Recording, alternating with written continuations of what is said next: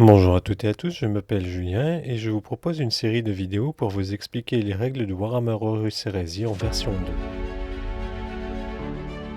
Cette première vidéo est destinée à des personnes qui n'ont jamais joué. Je ferai volontairement l'impasse sur certaines règles de jeu pour que vous puissiez démarrer rapidement une première partie avec une poignée de figurines. Lorsque vous serez plus expérimenté, les vidéos suivantes permettront d'approfondir les règles de base en introduisant du matériel spécifique comme les armes à gabarit, les véhicules ou les pouvoirs psychiques. Pour cette première partie, nous jouerons deux groupes de figurines sans héros ni règles de légion spécifiques.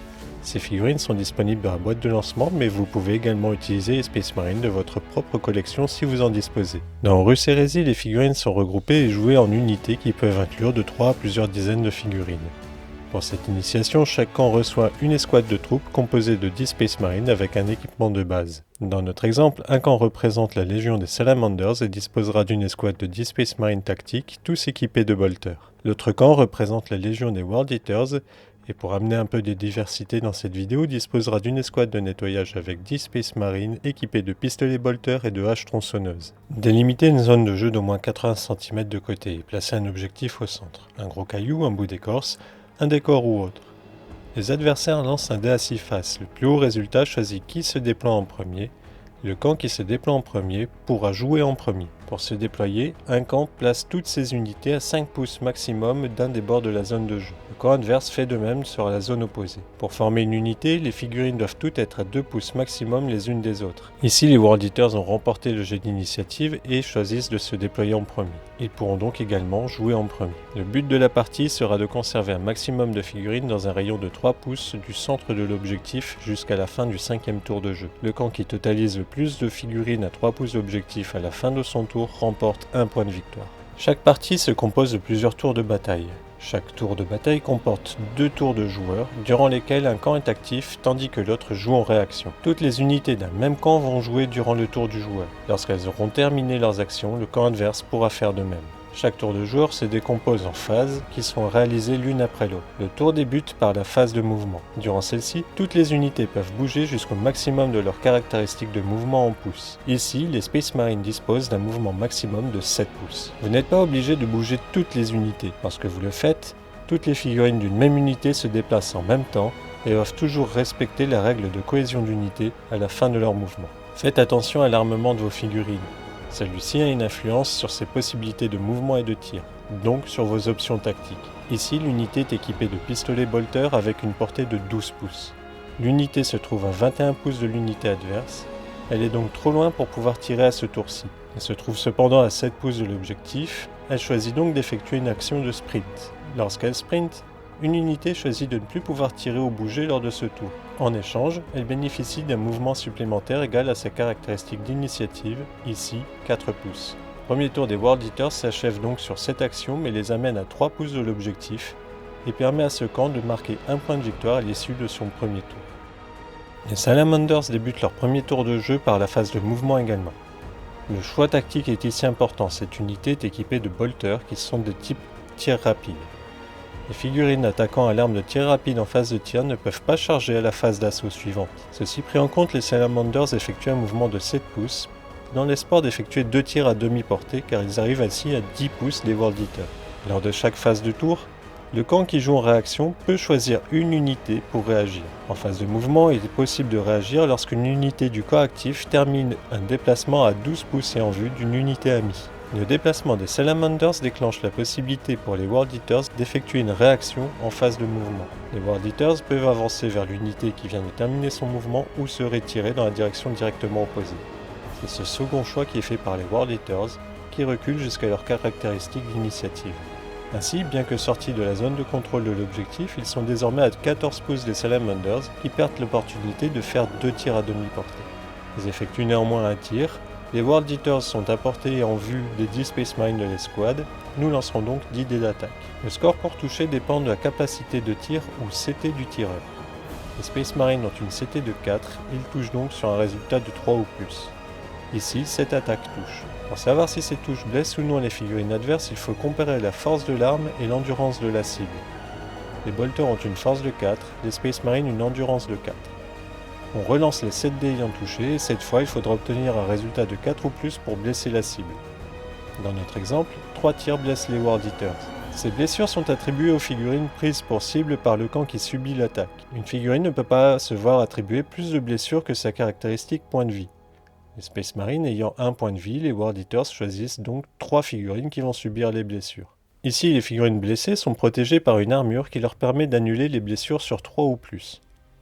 Cette sauvegarde d'armure peut être annulée en fonction de la pénétration d'armure de l'arme utilisée. Si le niveau de PA de l'arme est inférieur ou égal à la valeur de sauvegarde de la cible, la sauvegarde est annulée. Les bolters ont une PA de 5, insuffisante pour annuler la sauvegarde d'armure de l'adversaire. À ce moment précisément, le camp qui joue en réaction peut utiliser une de ses réactions de la phase de tir pour tirer en riposte ou se dérober.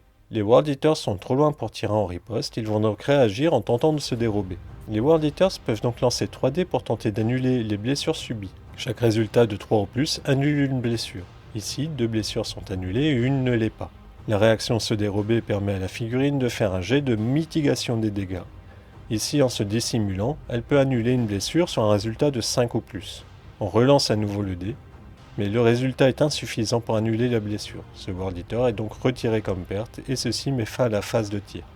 Les Salamanders ayant tiré avec une arme à tir rapide et étant trop loin des World Eaters ne peuvent pas déclarer de charge à ce tour, c'est donc la fin de leur tour.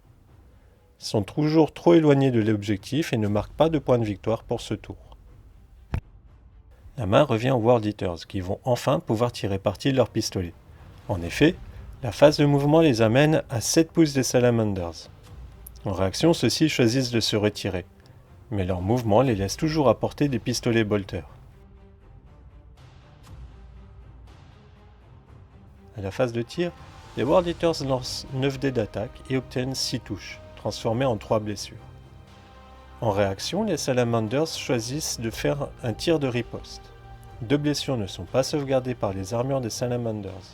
Étant à demi-portée de leur bolter, ils peuvent tirer 2 fois suivant les mêmes modalités que lors de la phase de tir. Notez qu'il n'est pas possible pour le camp actif de réagir à une réaction. À l'issue de cette phase de tir et de réaction, 2 pertes sont retirées chez les Salamanders et une chez les World Eaters. Nous pouvons passer à la phase d'assaut.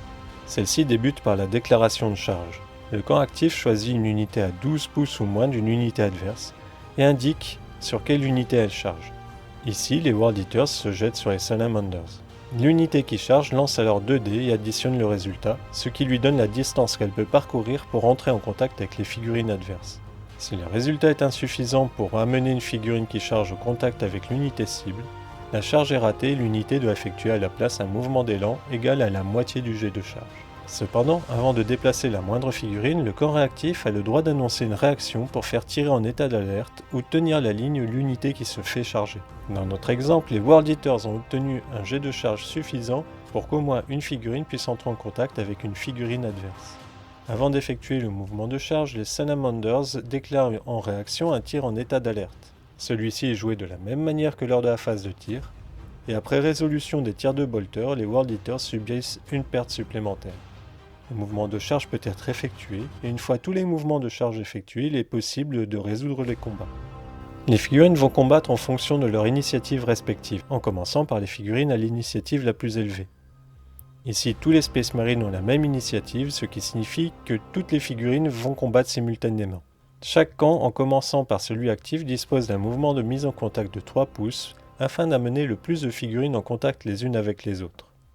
Le combat est résolu de la même manière que la phase de tir. Chaque figurine permet de lancer autant de dés que sa caractéristique attaque, plus un dé pour avoir chargé, plus un dé encore si elle est équipée de 2 armes de mêlée ou d'une arme de mêlée et d'un pistolet.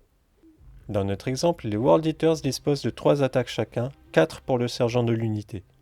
L'escouade compte 7 figurines, ce qui donne un total de 22 dés à lancer. Le résultat à obtenir pour toucher est en fonction des capacités de combat, ou CC, respectives des protagonistes. Ici, tous les Space Marines ont une CC de 4 et le résultat à obtenir est donc de 4 ou plus.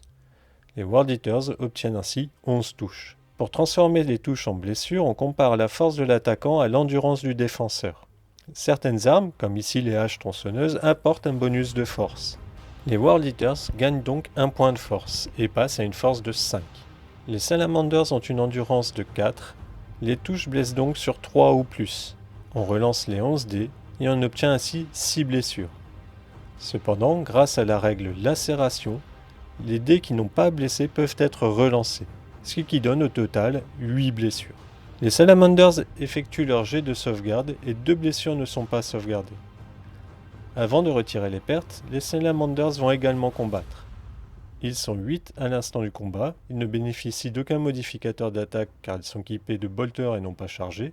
Ils lancent donc 8 dés et touchent sur 4 ou plus. Ils obtiennent ici 4 touches. Avec une force de 4 et une endurance de 4 pour les World Eaters, ils vont blesser sur 4 ou plus. Ici, les 4 touches font 2 blessures, qui sont sauvegardées par les World Eaters.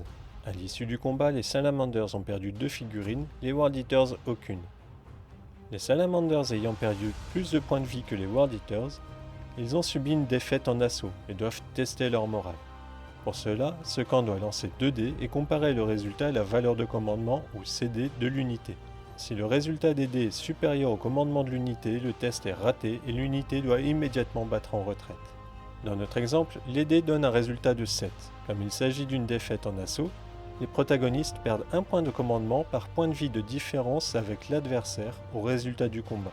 Ici, avec 2 points de vie d'écart entre les World Eaters et les Salamanders, ces derniers vont tester leur morale à -2.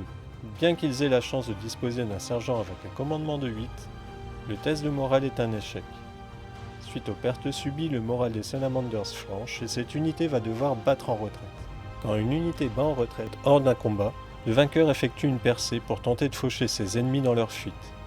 Pour cela, les 2 camps lancent un dé et ajoutent leurs valeurs d'initiative respectives.